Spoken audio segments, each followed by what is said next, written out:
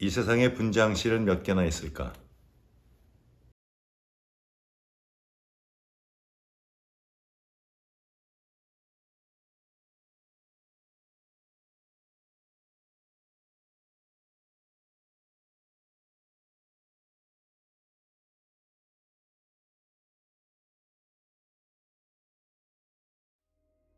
공연을 마치고 어느 날 분장실에 들어와서 제 분장을 지우고 있는데 뜬금없이 떠오른 그런 생각이었습니다. 이 세상에 분장실은 도대체 몇 개나 있을까?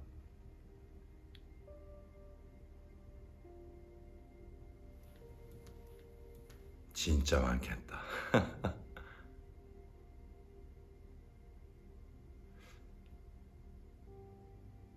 근데 난 지금 뭘 하고 있는 거지?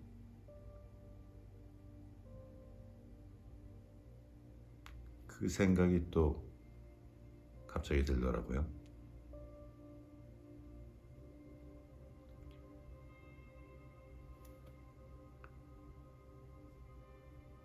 여기 분장실도 꽤 오래됐을 것 같은데 분장실도 그러고 보면 진짜 오래됐을 거예요. 아마 연극이 처음 시작했을 때 그때 분명히 그 무대 한 구석에 분장실이 있지 않았을까 합니다. 하긴 뭐 그린룸이라는 이 단어도 그리스 시대부터 유래됐대요. 그리스 시대에는 그 배우들의 신분이 고귀했기 때문에 이 무대를 준비하는 배우들을 위한 공간을 벽에다 온통 초록색을 칠해서 그런 방을 만들어 주었다고 하더라고요. 아마 자연의 색깔이 가장 편안함을 주지 않을까 하는 생각에서 시작된 거라고 저도 생각하는데 지금 미국에서 그 아카데미 수상식 때 많은 배우들이 기다리는 그 공간을 지금도 그린룸이라고 하기도 하고 또 이 소극장에 있는 분장실을 그린룸이라고도 합니다. 정말 오래된 그린룸.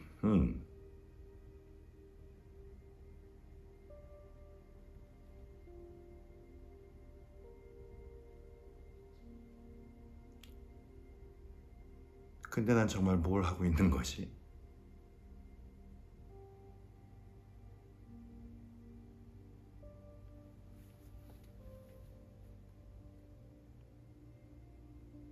물론 배우로서 뭐 연기하고 환상의 세계에서 살아가고 있고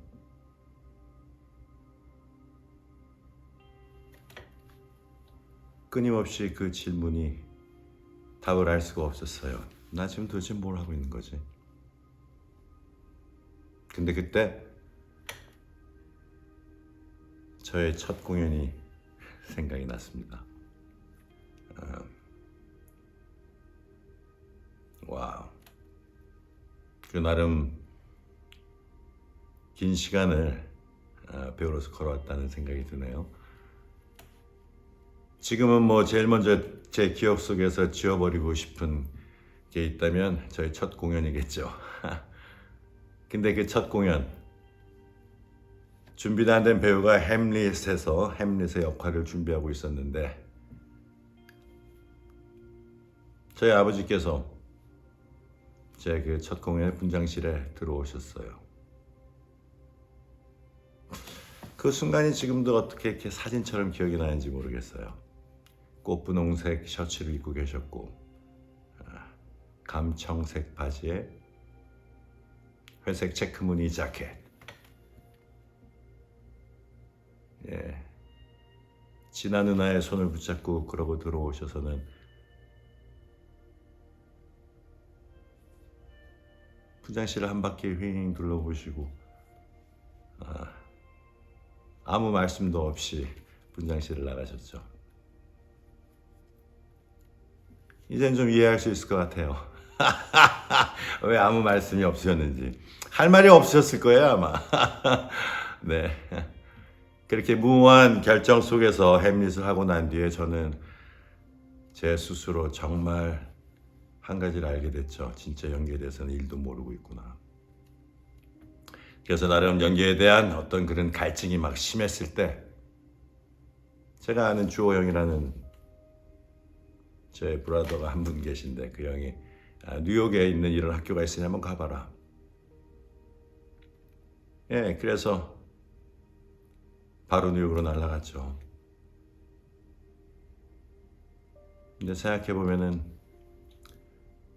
아버지 그 공연이 아버지께서 처음이자 마지막으로 보신 저의 공연이었어요.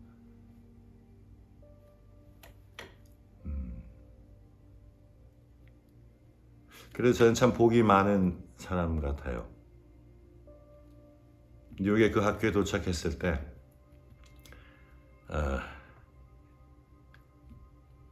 저한테 어마어마한 영향을 준 아주 그런 기가 막힌 선생님을 만날 수 있었죠. 그 선생님은 늘 그러셨어요. I don't want actors who just want to be an actor. You follow? I want actors who just need to act. I want actors who need to act. 배우가 되고 싶은 사람은 나한테 오지 말아라. 하지만 연기를 절실하게 해야만 하는 그러한 배우는 나한테 와라. 저는 그분한테 참 큰 영향을 받은 것 같아요. 뭔가 본질에 대해서 생각할 수 있게 해주셨던 것 같아요.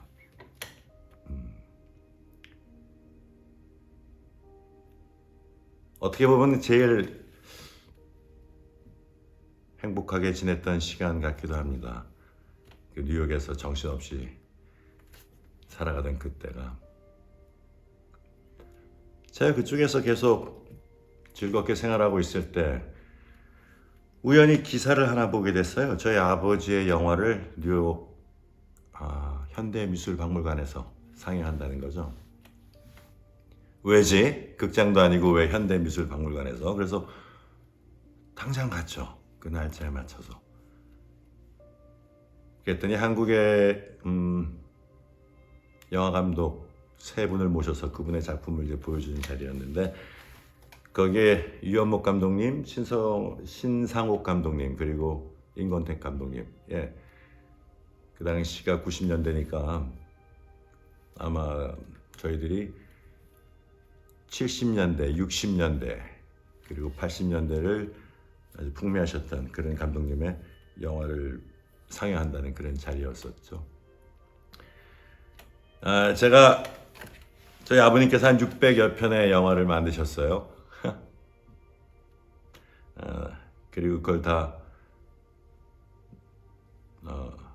주연으로 하셨더라고요. 근데 저는 아버님의 영화를 극장에서 본 기억이 딱 한 편밖에 없습니다. 그거는 난중일기라고 이순신 장군에 대한 영화였죠. 나머지 그 흑백 영화들은 제가 볼 수 없는 시대에 이미 상영이 됐었고, 그래서 저는 처음으로 저희 아버지의 영화를 큰 스크린으로 볼 수 있다는 큰 기대감을 갖고 갔는데 마침 그 자리에는 신상옥 감독님과 최은희 선생님이 계시더라고요. 그래서 반갑게 인사드리고, 근데 신상옥 감독님이 그런 말씀을 하셨어요. 야 진근아, 거기 그 박노식 선생님도 나오셨거든요. 내가 노식이한테 말이다, 그 너희 아버지가 박노식이한테 아주 두들겨 맞는 신이 있어.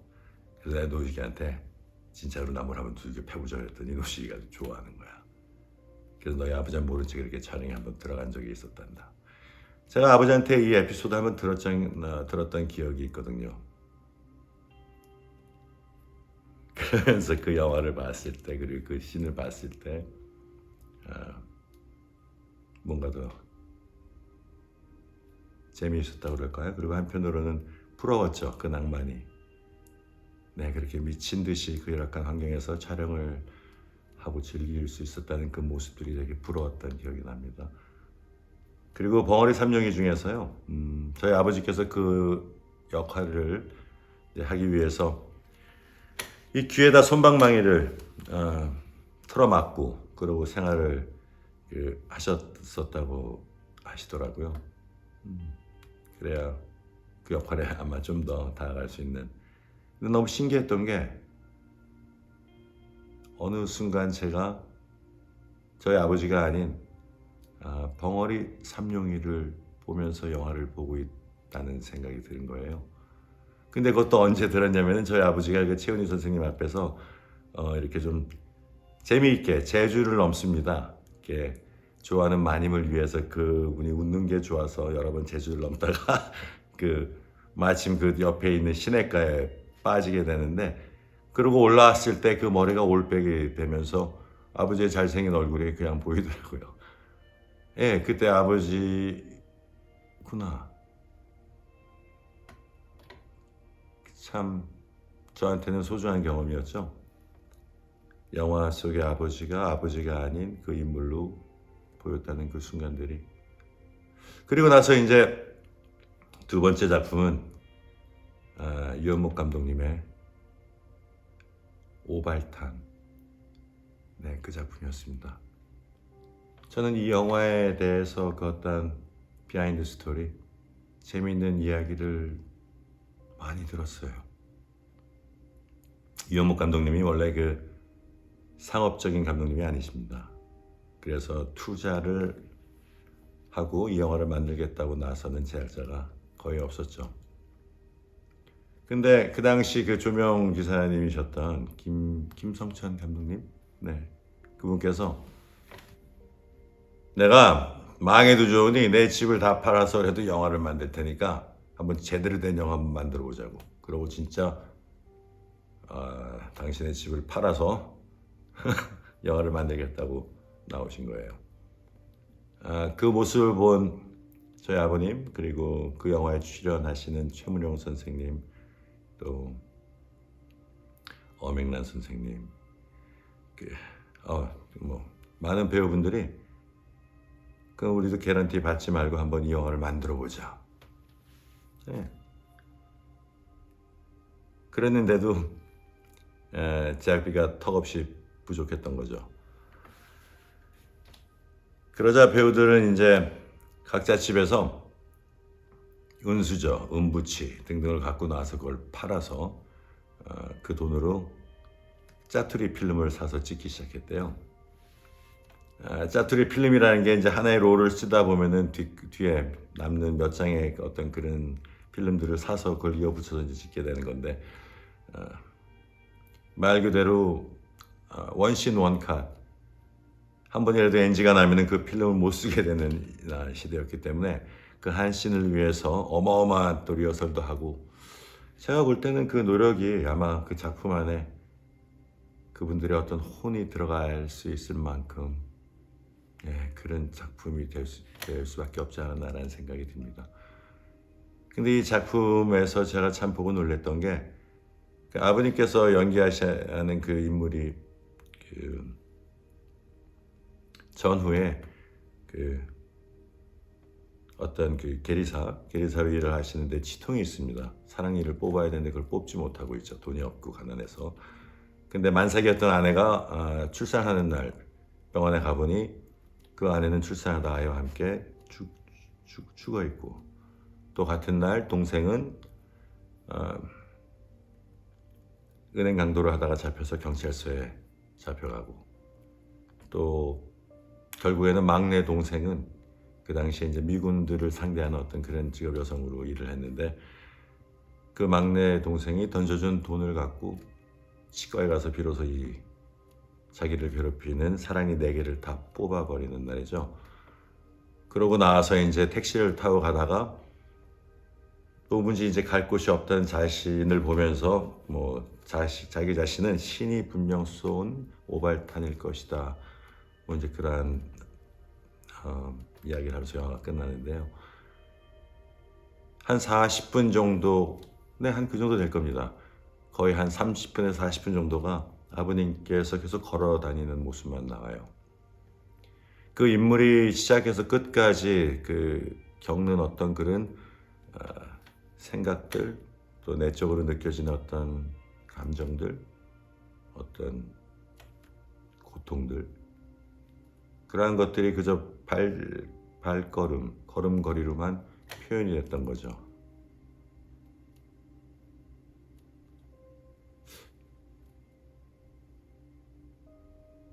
굉장히 큰 충격이었어요, 저한테는. 연기를 처음 한다고 그럴 때 아버님께 밤새도록 말씀을 들은 기억은 있습니다. 근데 그 뒤로는 거의 말씀을 못 나눴던 것 같아요. 근데 그 많은 궁금증과 제 안에 있던 많은 어떤 아버님에 대한 생각들이 그 영화의 걸음걸이를 보면서 해소가 되는 걸 느꼈어요.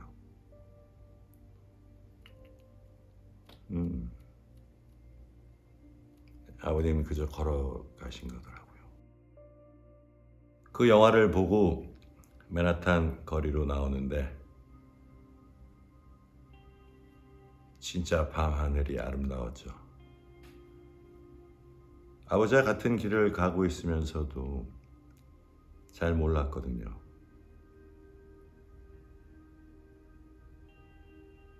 근데 그날 알게 된 것 같아요.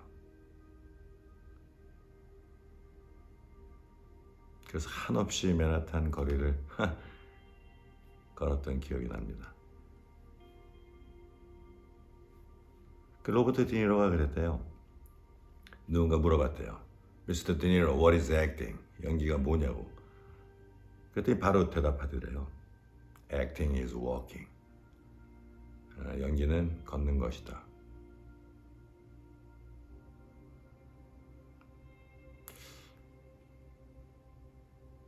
저희 아버지 배우 김진규 씨는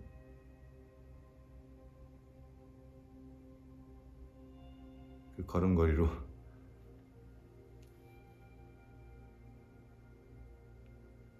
그 인물을 다 보여주셨던 거죠. 근데 그 걸음걸이가 저한테도 늘 보여주셨던 거라는 생각이 드는 거예요. 아버지는 그냥 묵묵히 걸어가셨구나, 자신의 길을. 막상 걸어보니 한없이 외롭고 한없이 끊임없이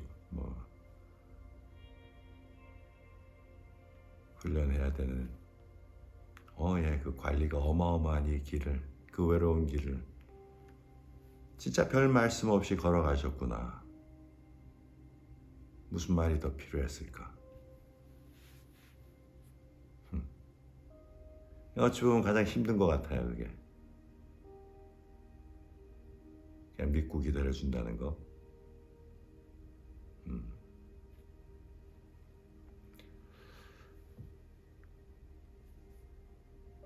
저희 어머니께서 늘 그러셨어요. 진근아, 너희 아버지는 대한민국 최고의 배우이다. 네가 어딜 가든지 항상 자랑스럽게 생각하고 네가 원하면 언제든지 볼 수 있는 게 너희 아버지다. 두 분은 이혼을 하셨거든요.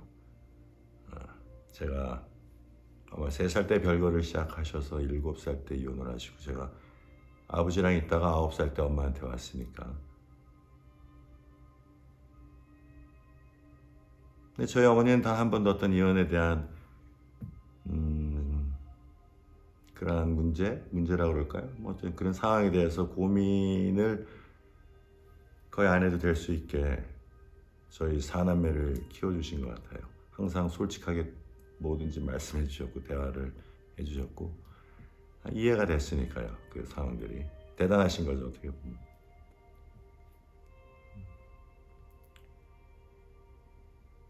그래서 아버지께 가끔 지금 분명히 제 목소리는 듣고 계실 거라고 믿고 있으니까 여쭙고 싶어요. 진짜 아버지하고 저는 복이 많은 사람이에요.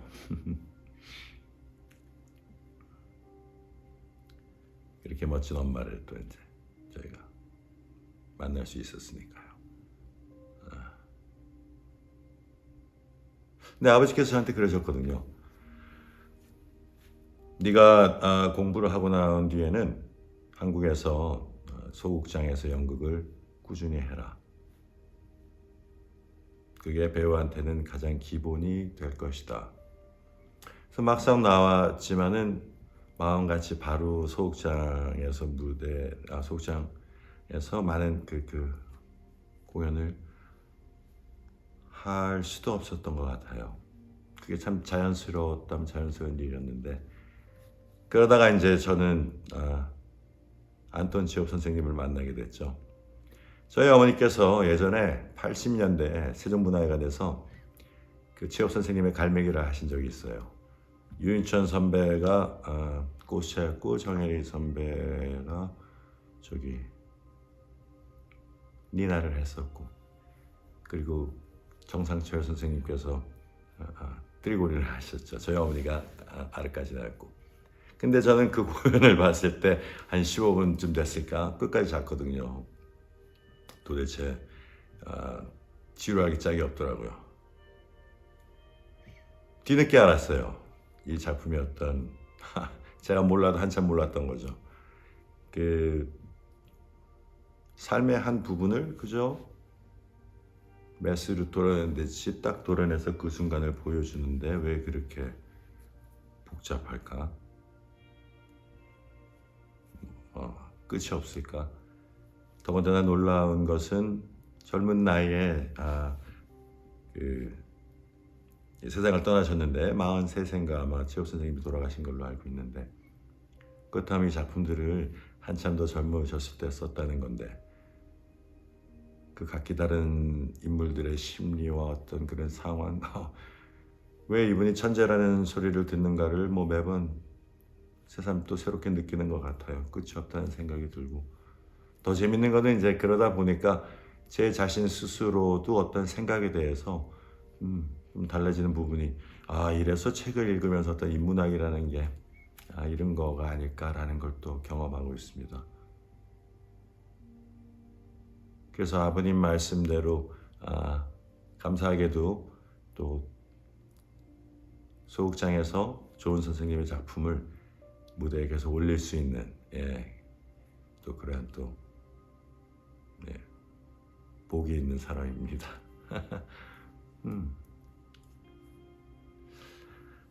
그래서 저희 어머니는 저희 사남매를 어마어마하게 이렇게 잘 키워주셨어요. 근데 저희 아버지는 저희 어머니가 그러셨어요. 너희 아버지는 참 불쌍하신 분이야. 왜요? 평생을 여자한테 치면서 사셨어. 속으로 그랬죠. 그게 불쌍한 거예요.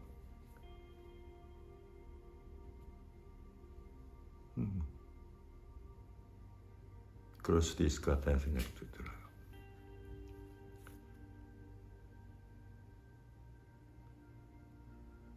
제가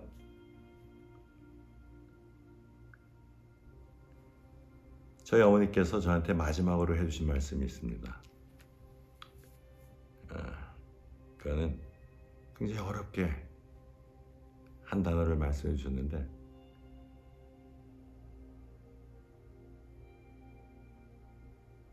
용기. 그 말씀이었어요. 용기.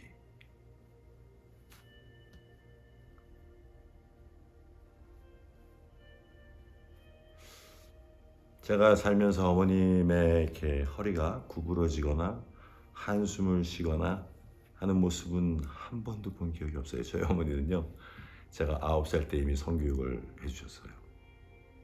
뜬금없이 저를 오라 그러시더니, 친구나, 여자는 말이다, 한 달에 한 번씩 코피가 안 된다. 제가 9살이었어요. 그리고 여자는 꽃이야, 남자는 사자고, 꽃을 함부로 꺾으면 안 되겠지. 와.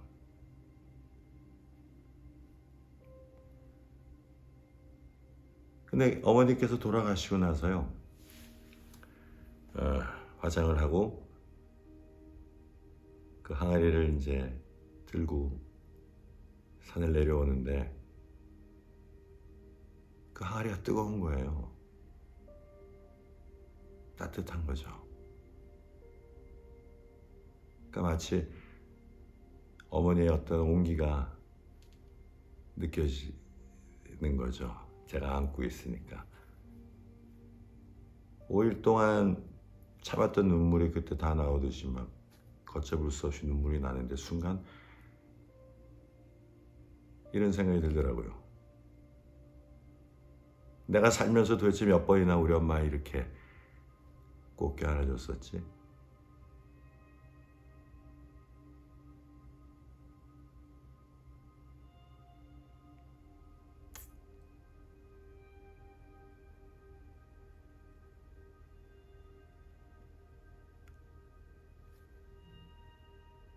한 번도 없었던 것 같아요.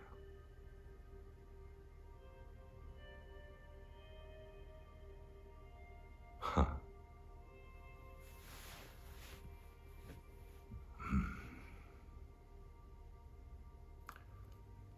제 머릿속에는 저희 어머니는 늘 강하다고만 생각을 했는지 돌아가시는 그 순간까지도 저는 어머니를 의지했던 것 같습니다.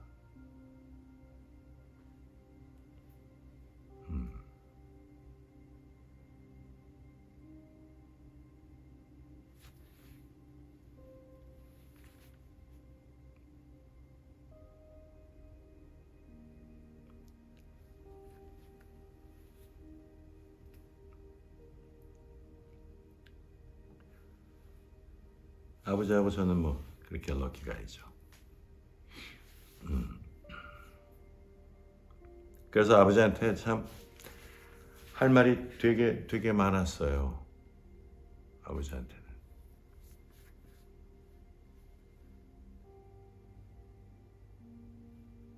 아버님께서 저한테 그런 말씀을 한 번 해주셨죠. 친근아, 배우는 꽃이란다. 근데 꽃은 혼자 하늘에 허공에 떠 있지 않지. 그 꽃 밑에는 꽃을 받쳐주는 줄기가 있고 그 줄기 옆으로 나뭇가지처럼 나와서 거기 잎사귀들이 있을 것이고 그 아래는 또 땅이 있고 그 땅 밑으로 또 너의 꽃을 튼튼하게 지켜준 뿌리가 있고 배우는 결코 혼자서 하는 일이 아니란다. 너를 도와주고 너를 좋아해주고 너의 이야기를 기다려주고 그 이야기를 풍성하게 만들어주는 모든 사람들이 함께하는 일이기 때문에 늘 겸손해라. 그리고 한번 여쭤봤어요. 아버지, 좀 지름길 좀 알려주세요. 그래도 아버지 아들인데 남이 5시간 하면 너는 50시간 하고 남이 50시간 하잖니? 그럼 넌 500시간을 해. 그것만이 길이다.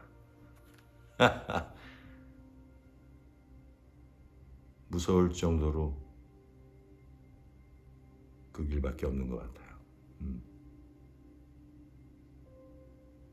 생각해 봤어요. 무엇이 문제일까? 난 지금 뭐 하고 있지? 나는 제대로 잘 걸어가고 있는 것일까?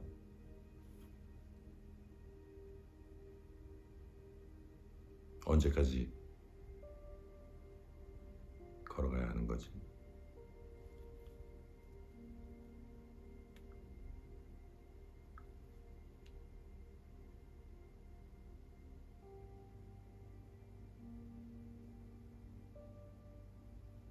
모르겠어요.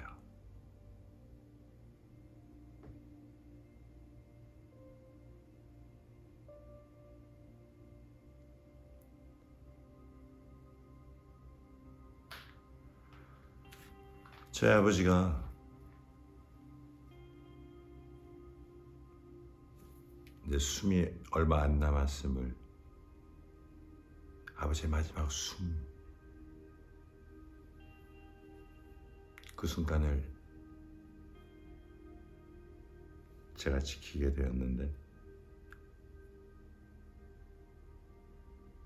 아버지한테 되게 하고 싶은 말이 많았어요. 가슴에 묻어두었다. 때론 너무나 밉고 때론 너무나 비겁하고 하지만 한없이 자랑스럽고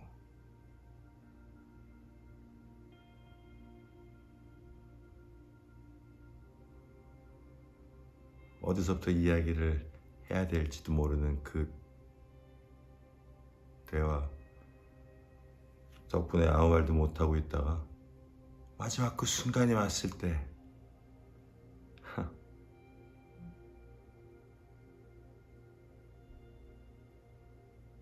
근데 그때 제 입에서 나온 말은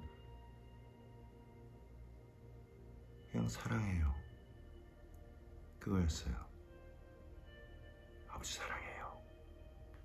사랑해요 아버지. 아버지 사랑해요. 사랑해요 아버지 사랑해요. 사랑해요. 아버지 사랑해요. 사랑해요 아버지.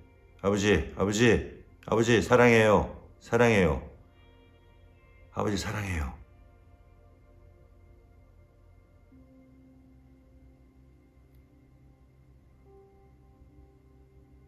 그리고 제가 아버지 귀에다 대고 뭐라고 속삭였죠.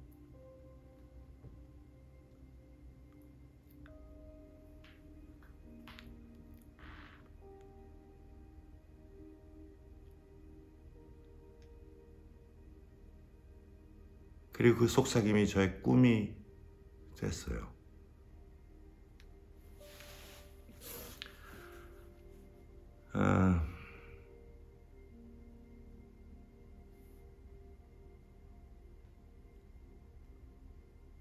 그래서 아버지, 저도 좀 더 믿고 기다리려고요.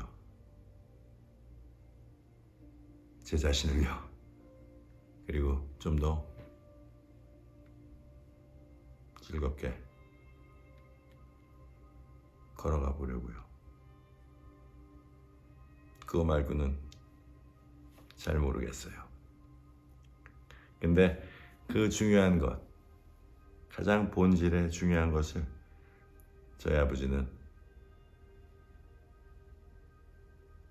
걸음걸이를 통해서 저한테 다 말씀하고 계셨던 거죠. 그래서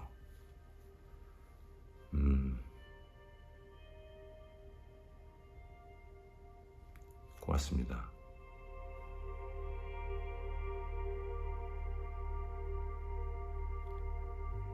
아버지.